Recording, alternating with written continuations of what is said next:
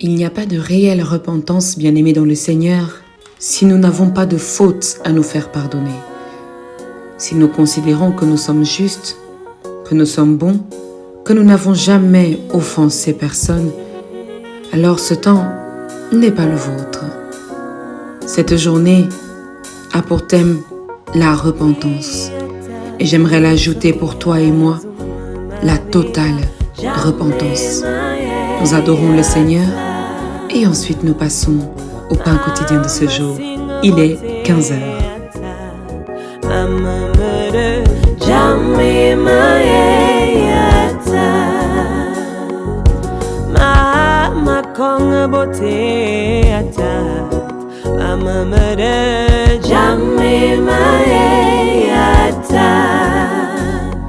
Oh jammy mae, oh jammy mae ata, jammy mae ata.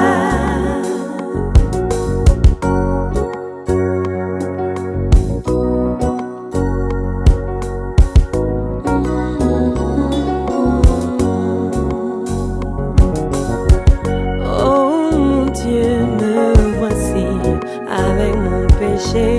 Seigneur mon Dieu, pitié. Ma volonté d'offenser, je la confesse. Seigneur mon Dieu, pitié. Ma volonté de trahir, je la confesse.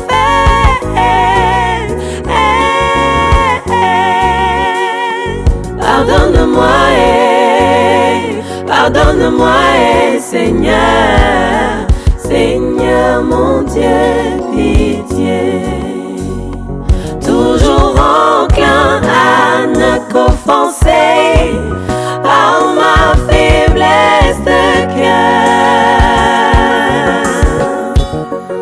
Rends mon cœur prompt au repentir, oh mon Dieu, Seigneur mon Dieu, pitié.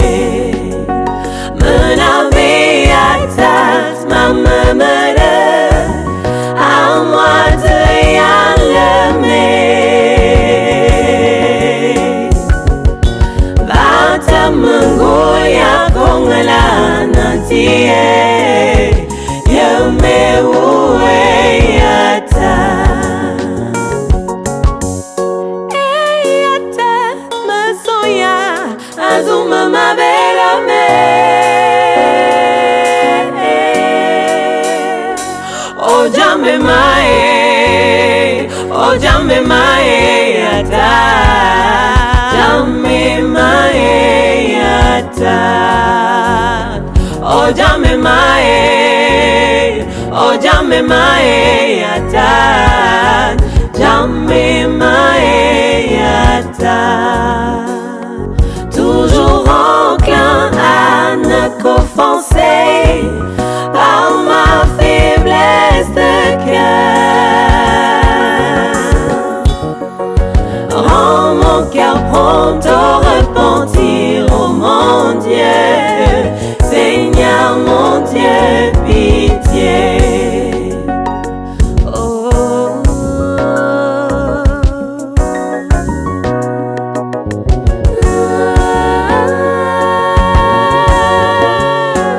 oh jammy mae, oh jammy mae ata.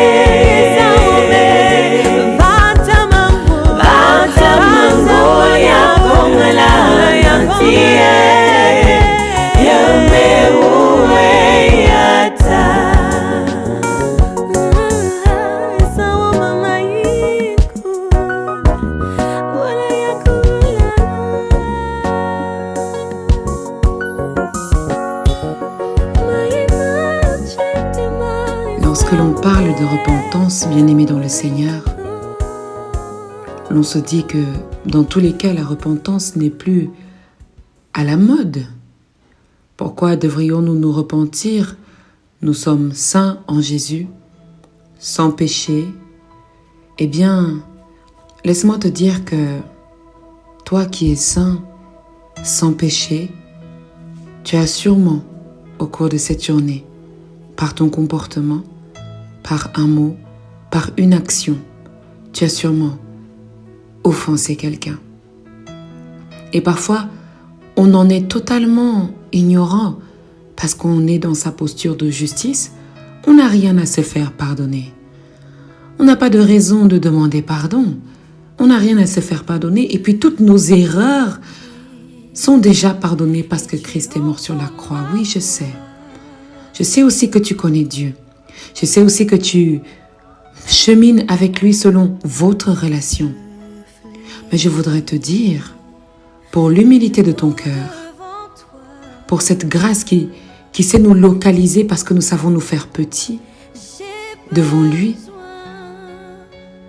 pour cette relation que vous avez et qu'il connaît tout mieux que toi et moi, nous pouvons nous humilier.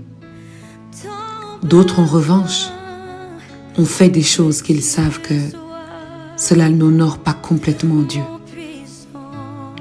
Ils se sont levés et ils ont pris des décisions, fait des choix dans leur vie qui n'honorent pas ce Dieu pour lequel nous sommes en plein service. À celui qui m'écoute et qui sent qu'il a fait quelque chose qui n'est pas correct, qui n'est pas bon, qui est honteux, je voudrais te dire que tu es à ta place ici, au milieu des tiens. Nous sommes tous des hommes et des femmes qui ne sommes pas parfaits. Non, nous ne le sommes pas. Mais nous essayons chaque jour de nous parfaire dans sa présence, de nous parfaire à travers les enseignements de sa parole. Et c'est une chose qui n'est pas facile à faire. C'est une chose qui n'est pas donnée à tous. Parce que parfois, lorsque nous essayons même d'être juste ou un minimum correct, c'est là qu'une situation, qu'un danger, qu'une tentation se lève pour offenser, pour affliger, pour séparer, pour diviser, pour isoler même. Je voudrais te dire que ce temps de repentance est un temps où toi et moi, nous ne sommes plus assis, nous ne sommes plus à genoux, nous sommes carrément couchés à terre, face contre terre, au sol, pour nous aplatir devant Dieu. Il est tout puissant. Et cette puissance n'est pas pour nous effrayer. Cette puissance n'est pas pour mettre un écart entre lui et nous. Cette puissance est pour nous un moyen de reconnaître qu'il sait tout, qu'il peut tout et qu'il n'ignore pas ce que nous sommes. Afin que dans tous ces moments de difficulté, qu'il nous accorde sa force, qu'il nous accorde sa grâce, qu'il pardonne nos péchés. Je voudrais, bien-aimé dans le Seigneur, que ce temps de repentance soit pour toi un véritable moment d'humilité, d'une humilité humiliante. Vous savez, c'est important que nous soyons humbles de cœur. C'est important que nous sachions reconnaître. Et oui, depuis le début de cette semaine, nous parlons de cette reconnaissance, reconnaître nos forces et reconnaître également nos faiblesses. Et bien là, le temps de la repentance va au-delà de tes faiblesses. Elle touche même le jour où tu t'es levé pour aller pécher en faisant exprès d'aller pécher, en planifiant ton péché, en planifiant le coup que tu allais faire à quelqu'un. Le temps de la repentance visite ce moment-là. Et quand je te parle de ça, c'est pour te partager aussi ce que j'ai reçu. Quoi de mieux que le psaume 51? Il y en a bien d'autres. Mais j'aimerais, lorsque je te parle de planification du péché, j'aimerais te partager quelque chose qui se passe dans le psaume 51. J'aimerais que ton cœur soit touché. J'aimerais que ton cœur s'humilie avec le mien. Et qu'ensemble nous puissions reconnaître devant ce Dieu nos limites. Psaume chapitre 51.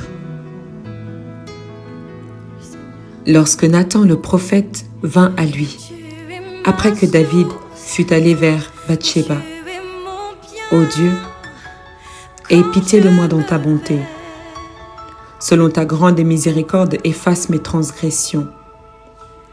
Lave-moi complètement de mon iniquité et purifie-moi de mon péché. Car je reconnais mes transgressions et mon péché est constamment devant moi. J'ai péché contre toi seul et j'ai fait ce qui est mal à tes yeux, en sorte que tu seras juste dans ta sentence, sans reproche dans ton jugement. Voici, je suis né dans l'iniquité et ma mère m'a conçu dans le péché. Mais tu veux que la vérité soit au fond du cœur. Fais donc pénétrer la sagesse au-dedans de moi. Purifie-moi avec l'hysope et je serai pur. Lave-moi et je serai plus blanc que la neige. Annonce-moi l'allégresse et la joie. Et les eaux que tu as brisées se réjouiront. Détourne ton regard de mes péchés. Efface toutes mes iniquités. Ô Dieu, crée en moi un cœur pur. Renouvelle en moi un esprit bien disposé. Ne me rejette pas loin de ta face. Ne me retire pas ton Esprit Saint. Rends-moi la joie de ton salut et qu'un esprit de bonne volonté me soutienne. J'enseignerai tes voies à ceux qui les transgressent et les pécheurs reviendront à toi. Ô Dieu, Dieu de mon salut, délivre-moi du sang versé et ma langue célébrera ta miséricorde. Seigneur, ouvre mes lèvres et ma bouche publiera ta louange. Si tu eusses voulu des sacrifices, je t'en aurais offert. Mais tu ne prends point plaisir aux holocaustes. Les sacrifices qui sont agréables à Dieu, c'est un esprit brisé. Ô Dieu, tu ne dédaignes pas un cœur brisé et contrit. Répands par ta grâce tes bienfaits sur Sion. Bâtis les murs de Jérusalem. Alors tu agréeras des sacrifices de justice, des holocaustes et des victimes tout entières. Alors on offrira des taureaux sur ton autel. Parole du Seigneur, nous rendons grâce à Dieu. Je voudrais te dire, bien-aimé dans le Seigneur, en ce moment, toi qui m'écoutes allongé par terre, devant ton Dieu, devant ce Dieu que tu aimes de tout ton cœur, devant ce Dieu que tu veux servir avec ton corps, ton âme et ton esprit. Que ce n'est pas une question de tes offrandes, ce n'est pas une question des dons que tu as faits en ce moment-ci. C'est une question d'une chose qui se passe dans ton cœur. C'est une question d'un état dans lequel ton cœur se trouve. Écoutez, bien-aimés dans le Seigneur, la prière localise beaucoup de choses en dehors de notre bouche. En dehors de la multiplication des mots que nous pouvons faire, nous avons entendu que la supplication, c'est aussi une question de la voix, d'un timbre de voix, d'une certaine voix. Et cette voix peut porter une prière qui touche le cœur de Dieu. Eh bien, la repentance, c'est quelque chose qui n'est pas dans la voix, mais qui est dans le cœur. Écoutez comment ça me touche moi-même. Quand le Seigneur me dit, c'est dans ton cœur que je veux voir que tu es vraiment désolé. C'est dans ton cœur que Dieu veut voir que nous sommes vraiment désolés. C'est dans notre cœur que Dieu veut voir que nous sommes véritablement touchés par les actions que nous avons faites. Écoutez, bien-aimés, nous avons parlé tout à l'heure de la planification de son propre péché. Là, David était allé vers la femme appelée Bathsheba. Il avait vu que la femme d'Uri était magnifique, belle à voir. Il a donc envoyé ce soldat à la guerre et il a demandé qu'on le fasse tuer, c'est-à-dire qu'il se batte jusqu'à mourir et ne plus revenir. Parfois, vous vous rendez compte à quel point vous voulez la mort de quelqu'un juste pour votre plaisir personnel. juste pour pouvoir convoiter cette femme, pour pouvoir avoir cette femme avec vous. Et vous voulez la mort de quelqu'un, vous voulez le départ de quelqu'un, vous voulez une séparation, simplement pour pouvoir prendre ce qui lui appartient. Et parfois, on n'est même pas conscient de ce que nous sommes en train de faire, parce que ce monde va de plus en plus, s'oriente de plus en plus vers notre désir égoïste, autocentrique, personnel. Nous ne nous souvenons plus que l'autre en face de nous a aussi besoin de vivre, a aussi besoin de manger, a aussi besoin de créer sa famille. L'autre en face de nous, je ne te parle même pas de ta fille, je ne te parle même pas de ton fils. Je te parle de juste la personne en face de toi. Elle aussi, elle a besoin de vivre. Et nous ne voyons pas cela. Nous ne voyons que notre propre vie. Ou alors nous ne voyons que des endroits où nous sommes vus agréablement. Nous sommes vus comme des grandes femmes, nous sommes vus comme des grands hommes. Mais nos actions ne touchent même pas le cœur de Dieu. Nos actions ne touchent même pas le cœur de Dieu. Dieu regarde à ce qui se passe dans notre cœur. Lorsque devant les hommes, nous sommes capables de faire semblant. Je pense à une femme devant son mari, à un mari devant sa femme. Je pense à quelqu'un qui, dans son lieu de travail, fait croire qu'il fait des efforts, alors que dans son cœur, il n'y a aucun pas qui est fait, aucun geste qui est fait, aucune amélioration, rien qui est fait. Dieu le sait, Dieu le voit. C'est pour ça qu'il regarde au cœur. C'est pour ça qu'il visite ton cœur. C'est pour ça qu'il parcourt ton cœur. David était conscient de cela. Et il l'a dit, non pas pour l'apprendre à Dieu, Dieu le sait, mais il le dit pour le reconnaître. Pour reconnaître ce qui est important pour Dieu. Ce qui est important pour la foi, pour le parcours, pour la relation avec Dieu. Écoutez, le cœur, c'est aussi une question des intentions. Une chose dont je parle beaucoup, si dans tes intentions, bien-aimé dans le Seigneur, tu n'es pas correct avec toi-même, les actions que tu fais, les actions que tu poses, malheureusement, elles sont tachées par ces intentions. Quelqu'un qui a les yeux un peu plus poussés, qui sait regarder à ce type de dimension, qui sait ressentir à ce type de dimension, ne va pas recevoir ton action pleinement parce que dedans, les intentions ne sont pas bonnes. Les intentions sont extrapolées, les intentions sont dites de bouche, mais le cœur ne fait pas la même chose. Alors à cette personne qui peut-être est en train de se dire en ce moment, mon cœur pense beaucoup de choses positives, et pourquoi mon corps ne suit pas? C'est une bonne question à se poser. Moi, dans mon cœur, je sais que je pense bien, mais qu'est-ce qui se passe avec mon corps qui fait que mon corps projette autre chose? Qu'est-ce qui se passe avec mon corps qui fait que quand les gens me voient, ils voient une menace, ils ne voient pas de l'amour, ils ne voient pas de la paix, ils ne voient pas un bon visage. Au contraire, ils voient comme une énergie négative, une énergie qui ne construit pas, qui ne veut pas la paix. La véritable repentance va commencer par l'état de ton cœur. Est-ce que tu es touché dans ton cœur de toutes les actions que tu fais depuis le début de cette année? Est-ce que tu es touché dans ton cœur des choix que tu as faits depuis le début de l'année? Il y a même des mamans qui ont abandonné leurs filles,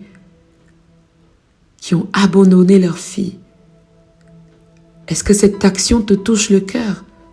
Ou alors es-tu rempli d'ego? Es-tu rempli de cette énergie qui fait que tu te dis que c'est aux autres de venir vers toi et toi tu ne peux pas aller vers eux? Il y a des personnes dans leur foyer qui ont du mal à reconnaître qu'ils ont tort, qui ont du mal à reconnaître leurs actions. Et devant Dieu aussi, nous avons beaucoup de mal. Devant Dieu aussi, nous avons beaucoup de mal. Je sais, parfois tu peux dire à un homme, à quelqu'un de physique, j'ai péché, j'aimerais me confier à toi. J'aimerais me confier et te dire ce que j'ai fait.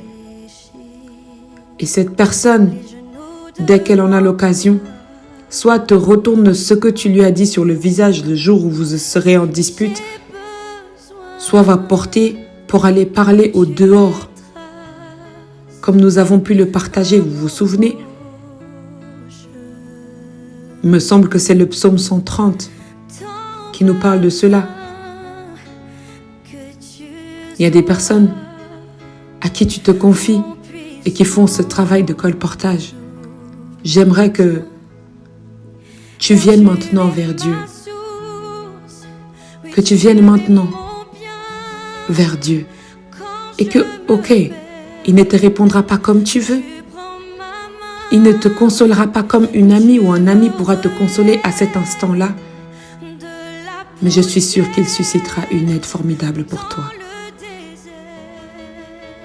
Est-ce que je peux essuyer tes larmes?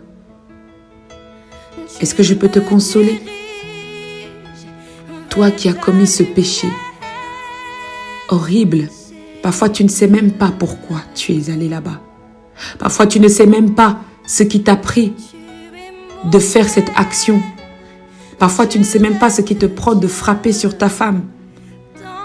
Tu ne sais même pas ce qui te prend de parler mal à ton mari. Tu deviens un véritable serpent dans la maison.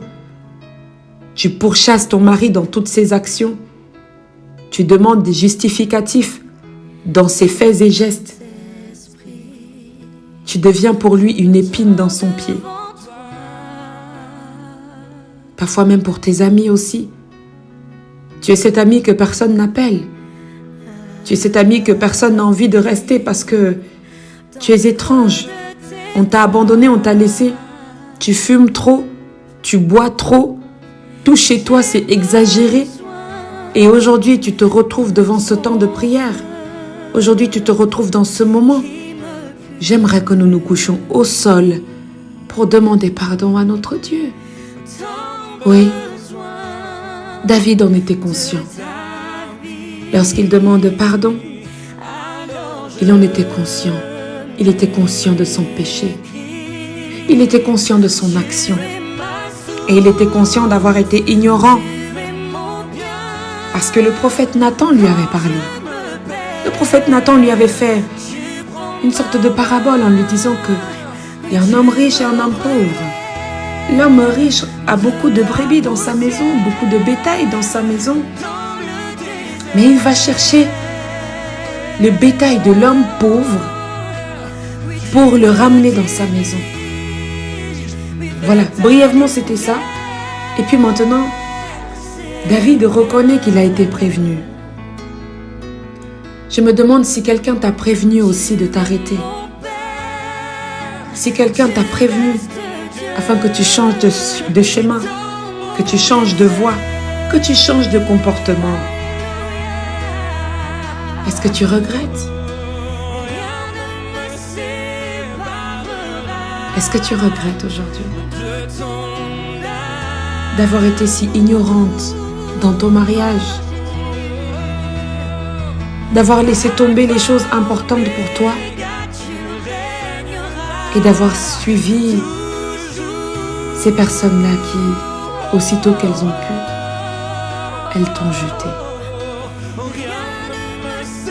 Oui, nous reconnaissons tous ces états, à quel point c'est difficile, à quel point nous avons levé la main même sur quelqu'un même, c'est-à-dire où nous avons eu des attitudes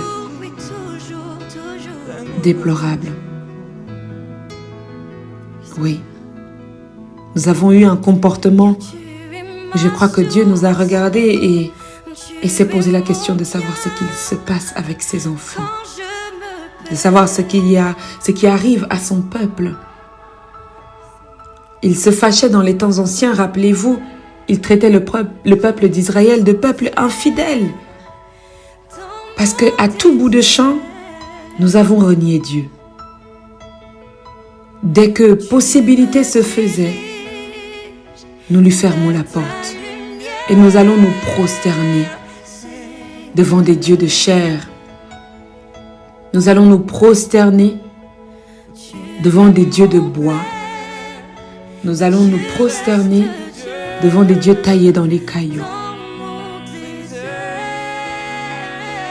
Sentez comment l'Esprit de Dieu veut et peut encore nous sauver.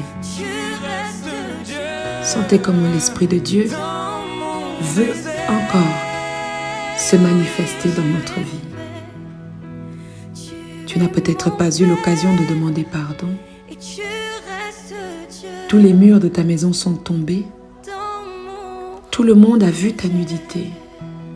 On t'a publié sur les réseaux sociaux. On a parlé de toi dans ta famille, dans ta belle famille. Ton dossier a été étudié par tes belles-sœurs. On a décrété, on a dit que tu étais un merveilleux voleur.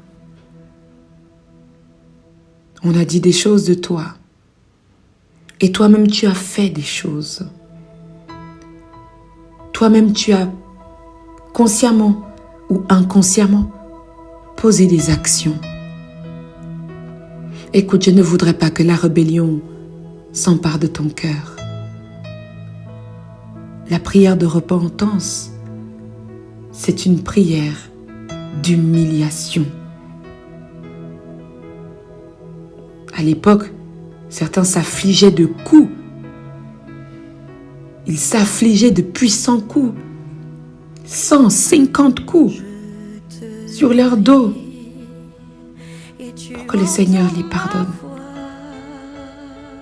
Et toi et moi, aujourd'hui, nous sommes devant cette plateforme, ce réseau social, et il nous est proposé de nous humilier.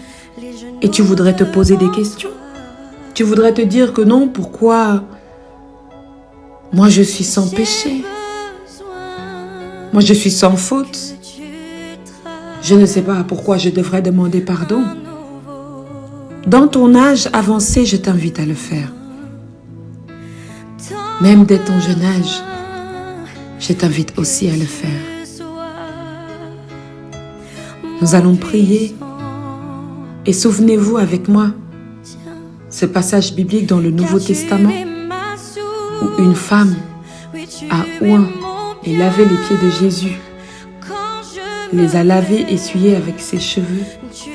Ensuite, elle a oint ses pieds du parfum le plus cher. Certains ont dit, mais quelle bêtise! Tu aurais pu vendre ce parfum et on aurait acheté à manger aux pauvres. On aurait fait bien des choses avec cet argent. Oui, bien sûr. Mais Jésus leur a répondu qu'elle connaît la grandeur de sa souffrance, de sa douleur. Celui qui n'a pas à se faire pardonner n'a pas de raison de faire quoi que ce soit. Mais celui qui sait qu'il a péché et qu'il a beaucoup à se faire pardonner manifeste beaucoup. J'aimerais que toi et moi, nous manifestions beaucoup. Parce que nous avons beaucoup à se faire pardonner. Nous avons mis de côté nos sœurs, nos frères, abandonné nos familles, abandonné Dieu, abandonné ce véritable chemin de foi, abandonné cette vie. Nous avons mis beaucoup de choses de côté parce que nous étions trop préoccupés à faire grandir notre propre nom. Il n'y a pas de mal à ce que tu aies de la notoriété. Je veux juste te dire, ne sois pas égoïste. Souviens-toi qu'autour de toi, il y a des personnes qui ont besoin de toi. Et que nous ne sommes personne sans ce qui est autour de nous. Nous sommes quelqu'un avec ce qui est autour de nous. Avec les personnes qui sont autour de nous. Avec les choses qu'il y a autour de nous. Avec cette nature qui nous entoure. Alors nous prions ensemble afin que cette repentance, le Seigneur l'accueille et qu'il puisse renouveler et bâtir les murs de nos maisons qui sont écroulés par la nudité causée par nos péchés, causée par nos manquements, causée par nos limites, causée par nos fautes. Nous prions.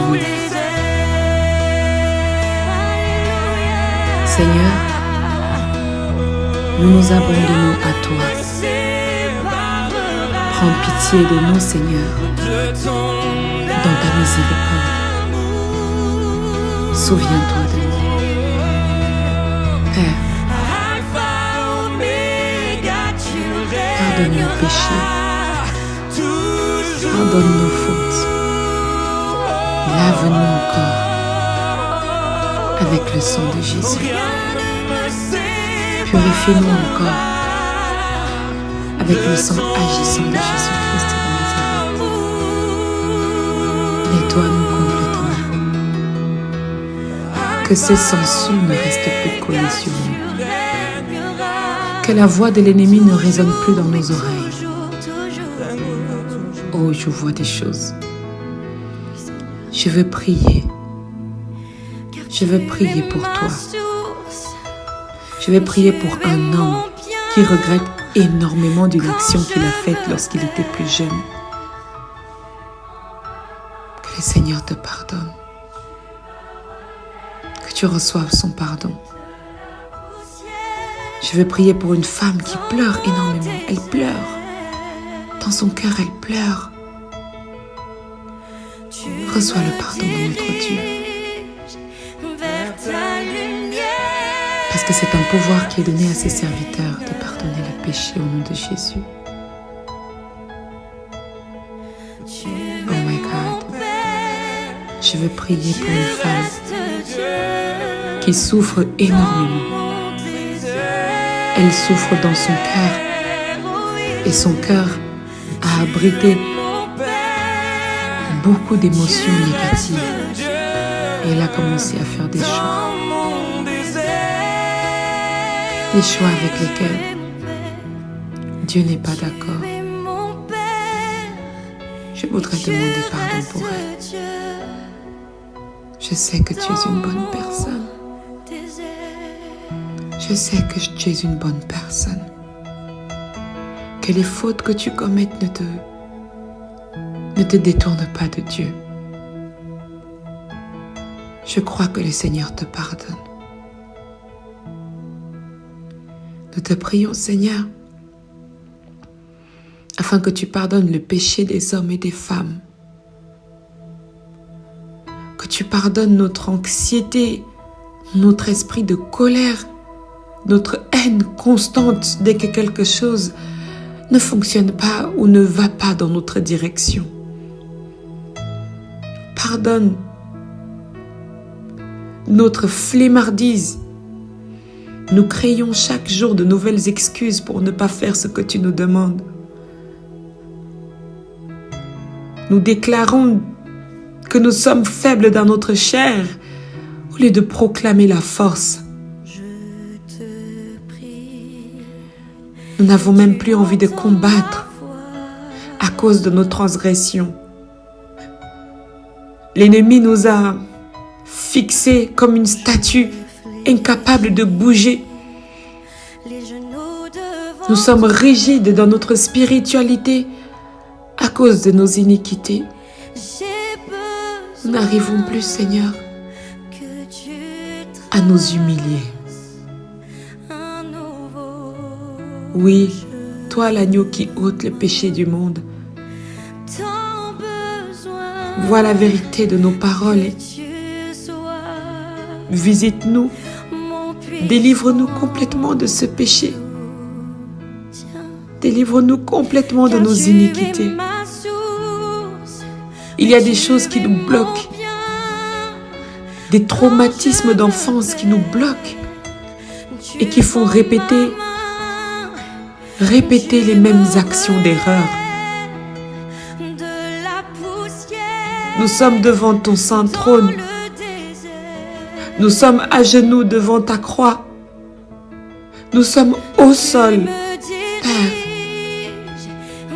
prends pitié de nous. Prends pitié de ce peuple que tu as tant aimé. Prends pitié de ce ministère qui veut te servir en esprit et en vérité. Éloigne-nous du mal. Éloigne-nous de la tentation. Éloigne-nous des cris des hommes des esprits malins, des esprits mauvais. Éloigne-nous des choses de la chair. Rapproche près de nous, Seigneur, tout ce qui est pour nous. Père, nous voulons être parmi ceux qui enseignent tes voies, ceux qui aident les autres, ceux qui fortifient les autres, qui fortifient notre entourage. Oui, toi le Dieu de notre salut. Regarde, nous avons même perdu l'Esprit Saint. Nous avons perdu ton esprit. Nous nous sommes perdus nous-mêmes. Parce que nous avons laissé tomber. Et nous suivons maintenant le rythme du monde. Père, nous savons que ton Esprit Saint est encore là et disponible à nous changer. Disponible à nous redonner cette flamme. À raviver cette flamme, cette autorité en nous. Nous savons que ton Esprit Saint peut encore nous donner le courage de surmonter toute forme d'épreuve. Éternel,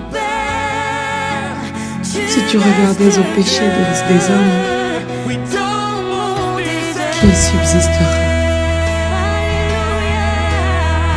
Qui subsistera? Alors Seigneur, là nous sommes couchés, relève-nous.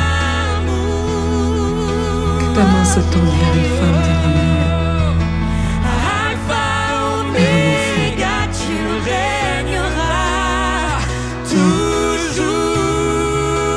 Regarde tous ces efforts. Regarde tous ces efforts. Souviens-toi de ton peuple. Souviens-toi d'une maison. Pardon pour nos familles.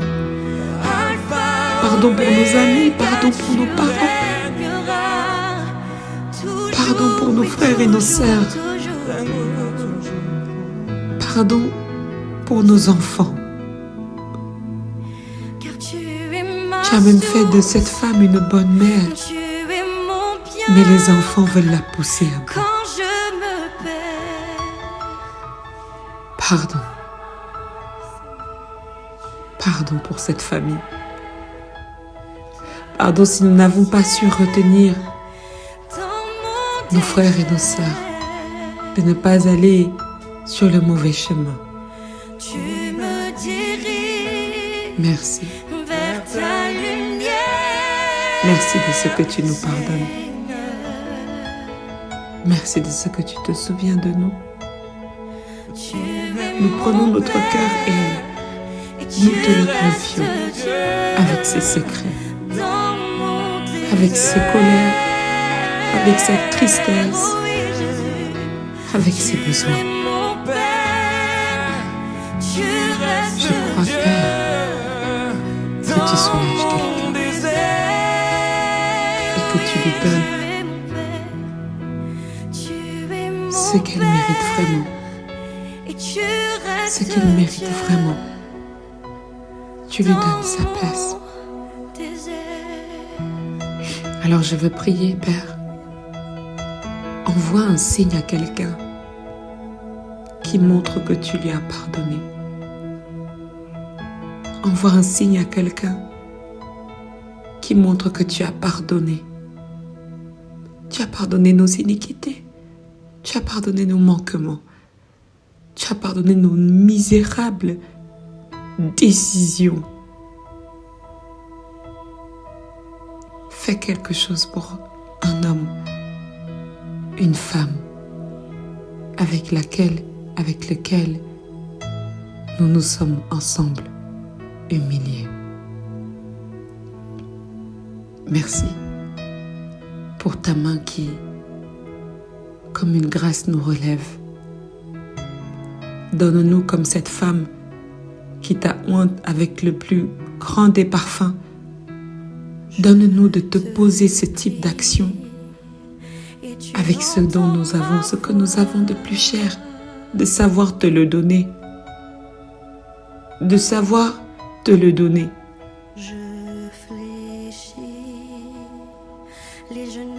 Amen. Amen. Que le Seigneur nous bénisse. Et nous nous retrouvons à 18h pour rompre ensemble notre 17e journée de jeûne et de prière. Et à 21h pour le temps de la prière inspirée. Grâce et bénédiction demeurent avec chacun de nous. Au nom de Jésus. Amen. Car tu es ma source.